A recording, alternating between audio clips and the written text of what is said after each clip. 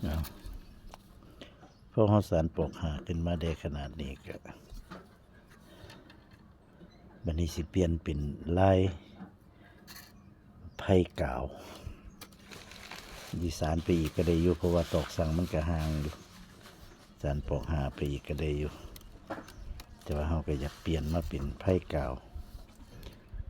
บัดนี้จากปอกหานี้เขาสิเปลี่ยนไผ่กาวนี่เปลี่ยนเป็นไผ่กาวนี่ตอกเขาหาเส้นตอกหาเส้นเขาก็มาเอาออกให้มันเหลือ3 เส้นหักออกเลย2 เส้นคือนี่หักทั้งหลังหักเส้นทั้งหลังออก2 เส้นหรือสิหักทั้งหน้าออก2 เส้นก็ได้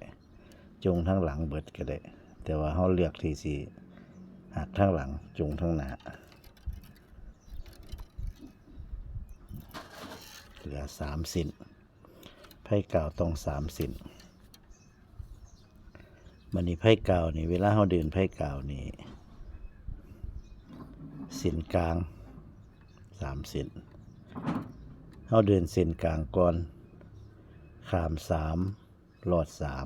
3ข้าม3ลอด3ด้วยไผ่กาว1 2 3เอามาเริ่มเดินกันข้าม3ก็ข้ามไปลอด3เดินเส้นกลางก่อนเริ่มแรกอีลีเดินเส้นกลางก่อนปึ๊บมานี่จัดลงมาข้าม3ลอด3มันนี่ขึ้นมาเดินเส้นหลังบันเดินเส้นกลางไปเป็นเส้นหน้าแล้วก็มาเดินเส้นหลังบันข้าม3ลอด3คือกันปึ๊บนี่ข้าม3ลอด3ข้าม3ลอด3มาเป็นเส้นกลางมาเป็นเส้นกลางก็เดินไปอีกเดิน2 เที่ยคือกันปึ๊บข้าม3ลอด3อีกคือเก่าเดิน2 เที่ยคือกันกระปอกหาละปึ๊บจัดลงมาไผ่กาวนี่จัดลงมาให้คุ้งกันเลย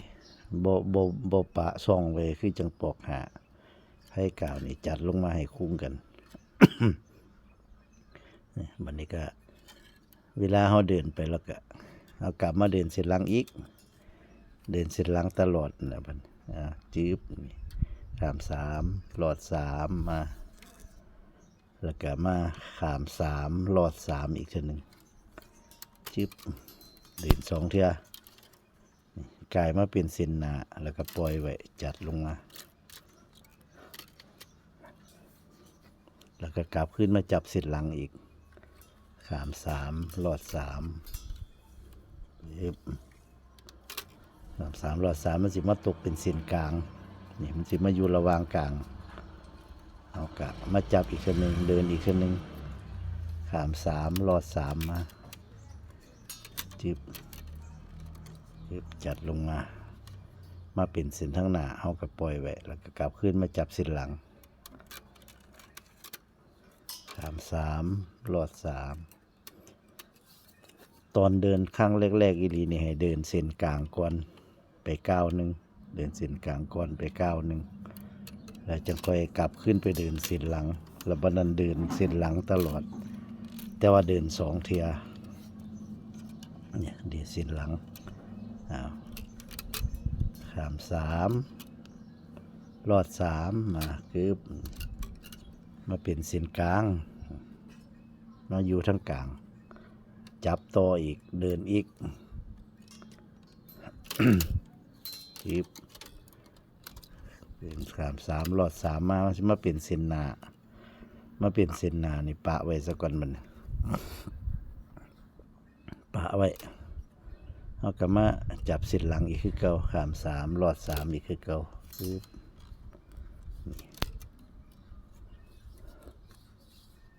ข้าม3ลอด3มันมาพี่ปุ๊บตอนเดินเส้นหลังนี่เฮาสิเดินขึ้นมาถึงนี่แต่ว่าตอนเดินก้าวที่2นี่เฮาสิเอานี่เฮาสิเกี่ยวไปจังซี่เกี่ยวลงใต้ก็ว่าแม่นทิบข้าม3ลอด3ทิบมันสิเดินวิธีเดินนี่เดินคือกันกับปอกหาวิธีเดินคือกันกับปอกหาแ แต่ว่าต่างกันว่าปอกหามันขาม3รอด2ไพ่เก้านี่ขาม3รอด3นี่จับเส้นหลังปุ๊บเดินทิบขาม3รอด3ขาม3รอด3มาแล้วก็เดินอีกตอนหนึ่งมาเป็นเส้นกลางมาเดินอีกตอนหนึ่งมาเป็นขาม3รอด3มาเป็นเส้นทั้งหน้ามาเป็นเส้นหน้าแล้วก็ปล่อยไว้มันสีห่างกัน1 2 3 4พอดี1 2 3 4นี่แต่ละช่องแต่ว่าเวลาเขาเดินเส้นกลางเส้นหลังไปบัดปึ๊บมาตัวนี้มันสีห่างกันนี่มันสีห่างกันแค่บา2 เซนแล้วนี่ก็บา2 เซนแล้วเราก็มาเดินต่ออีกรอบหนึ่งก็จะเกี่ยวลุมกึบนี่มันจะกลับไปกลับมาอยู่สิละตลอด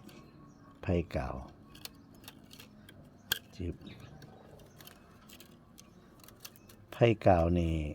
กรณีที่ตอกสั่งมันทีนี่มันสิจัดง่ายแต่ว่าอันนี้ก็ตอกสั่งมันห่างอยู่แม่นเฮาสารปอกหาต่อไปก็ได้อยู่แต่ว่าเฮากะมันขึ้นมาสูงแล้วเฮาก็อยากเฮ็ดไพ่เก่าจิบเดินต่อมาก้าวที่2จิบไพ่เก่านี่เฮาสิจัดลงจำมับเลยของเฮาอีลุมปอกหาอีลุม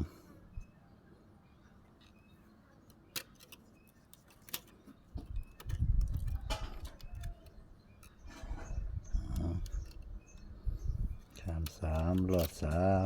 3นี่เส้นนี้ขาม3รอด2ผิดเลยทำไมนี่ขาม3รอด3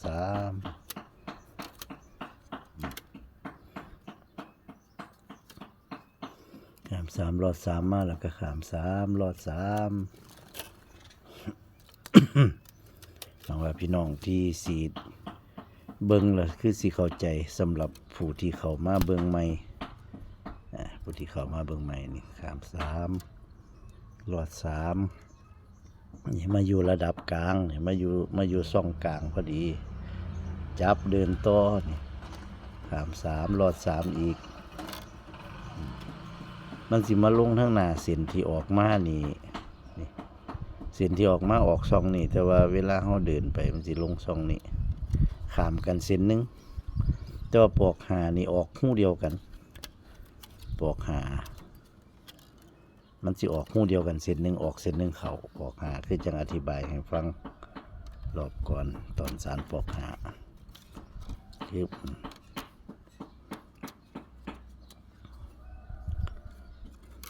3รอด3มาเป็นเส้นกลาง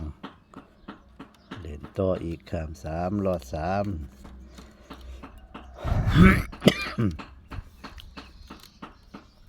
ไพ่เก่านี่มันสิจัดง่ายจีบ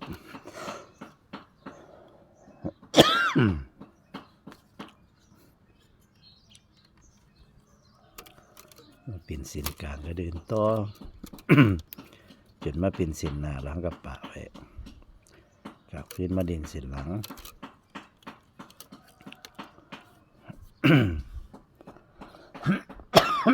โอ้ยอากาศเย็นแล้วเป็นหวัดพี่น้องไออยู่เบิดมือเป็นไข้หวัดเจ็บมาปึ๊บเส้นกลางก็เดินต่อ3รอด3ไปจับเส้นหลังถึงบ่ต้องกันอ้าวหักกระบอกเป็นอย่างมันตัวไหม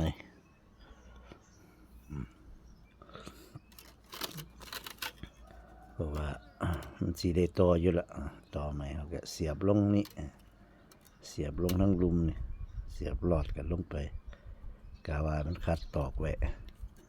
เอากลับมาขาม3รอด3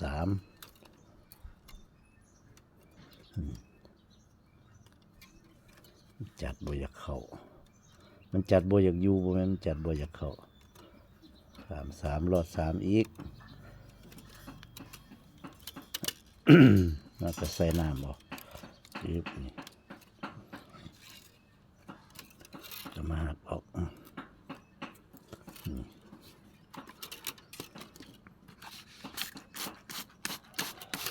มาอยู่สีน้ำ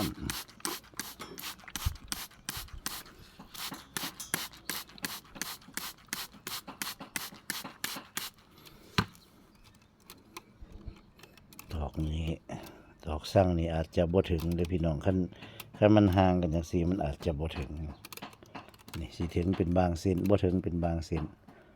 บางที่เฮาก็สิม่วนสีอันนั้นเอาสีขอบเอา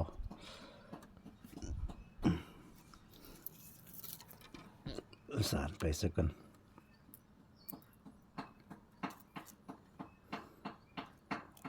ขอบเอาก็ได้หรือคันมันนั่นบ่หลายก็อาจสิต่อตอกก็ได้เบิ่งก่อนเฮาไผกาวลองไปขึ้นไปลองเบิ่งก่อนจิบ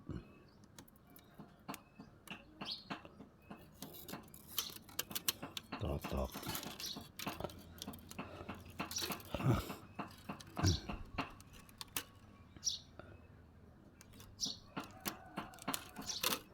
ต่อตอกกับต่อทั้งหลังจังซี่ล่ะต่อเส้นทั้งหลังจิบครับเดินไป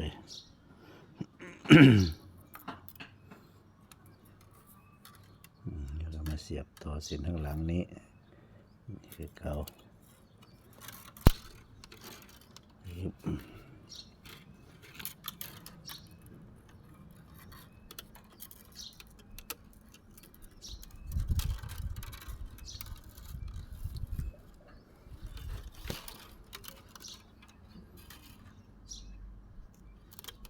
ทิม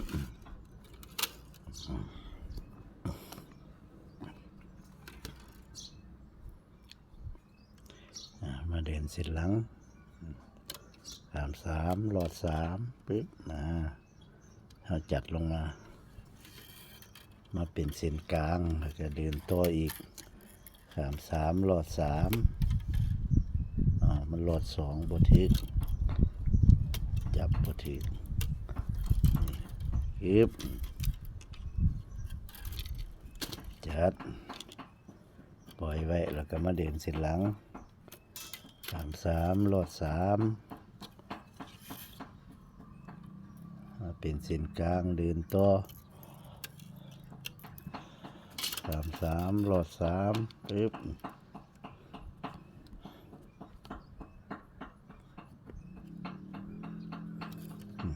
จัดเข้ามาแล้วก็กล่าวขึ้นมาเดินทั้งหลังอีกจับเส้นทั้งหลังอีก3 รอด 3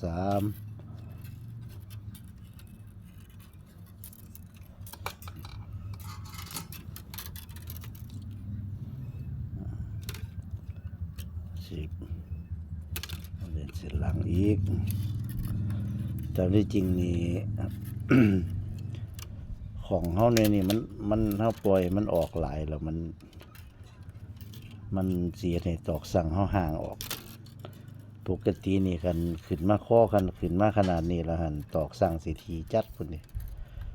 แต่ว่าอันนี้มันก็ห่างตอกสั่งมันห่างอยู่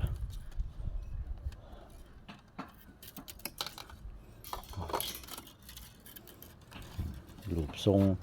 ของแต่มันออกลายๆสีมันของอ้วนๆสีมันผมมักอ้วนคือเจ้ากระวางาม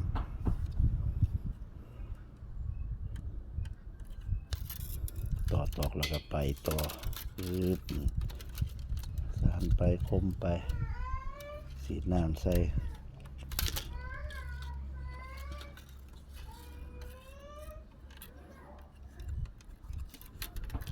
จีบ